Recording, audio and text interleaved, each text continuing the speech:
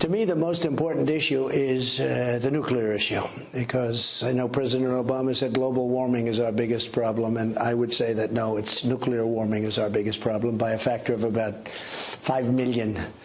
The nuclear problem, we have to make sure, we have to be very careful. And, you know, if you look at Russia and the United States, that's 90% of the nuclear weapons.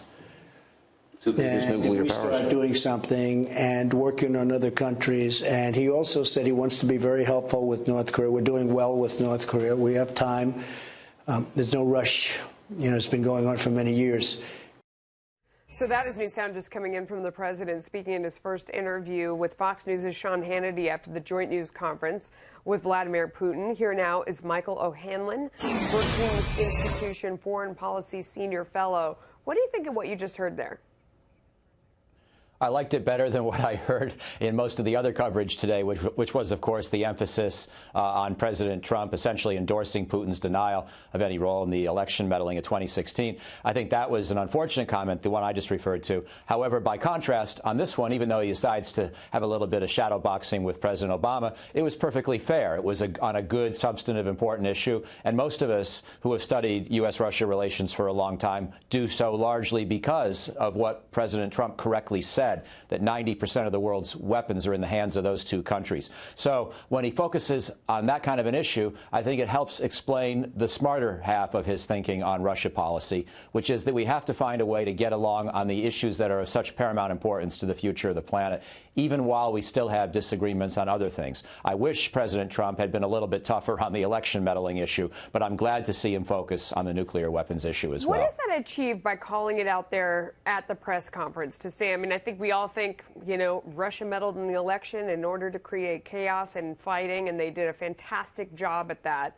What is the point of calling them out on it in public at a summit, whereas the president said you get together at a summit to try and work together, not to stand there and insult each other? Do you buy that explanation? Does it make any sense? No, I think that I think it was too bad what he said today. President Trump actually is right in his instinct to want to get along with Russia, but he discredits that basic agenda when he says things like endorsing Putin's view that there was no Russian election meddling in the 2016 American election. We know that there was. We know with 99.9% certainty, and it's a bipartisan agreement, and it's across the intelligence community, it's across the law enforcement community. It doesn't mean that President Trump's victory was illegitimate, but it just simply means that Putin tried to meddle. In fact, Putin himself acknowledged today that he wanted Trump to win. That's no surprise. Let's move on, but let's not whitewash what happened, because next time it could hurt our elections worse. And so I think President Trump, he didn't just go silent on that issue. He actually actively endorsed Putin's denial, and that was a mistake. But what he said to Mr. Hannity, I think, was, by contrast, a more constructive comment.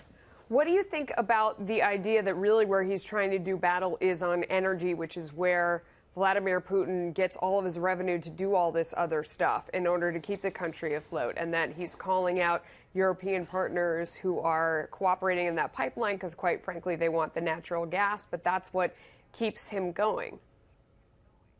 Yeah, well, it is a concern, and it's also a concern that now Putin has a way to bypass Ukraine because, as you know, Russia and Ukraine are at odds. They're actually at war, and that's because of Russia's aggression. And now Putin has a way, or will have a way, to bypass the pipelines that go through Ukraine and give Ukraine some of the revenue from that trade. So whether or not it increases Germany's importation of Russian gas, it could easily reduce Ukraine's revenue. So I think that's a correct concern to voice. We'll have to, watch future Russian behavior on this. I would like to see a future Putin-Trump summit get at the issue of Ukraine, and let's have some new ideas on how we can handle this in a way that get Russian forces off of Ukraine's eastern territory, but also have us acknowledge we need a new future vision for Ukraine's role in Europe that's different from NATO expansion or NATO membership, where I think we've been making a mistake. So on that one, I actually like the fact that President Trump has some countercultural, counterintuitive instincts that are challenging much of the Washington consensus, but he's not going to be able to advance that kind of constructive thinking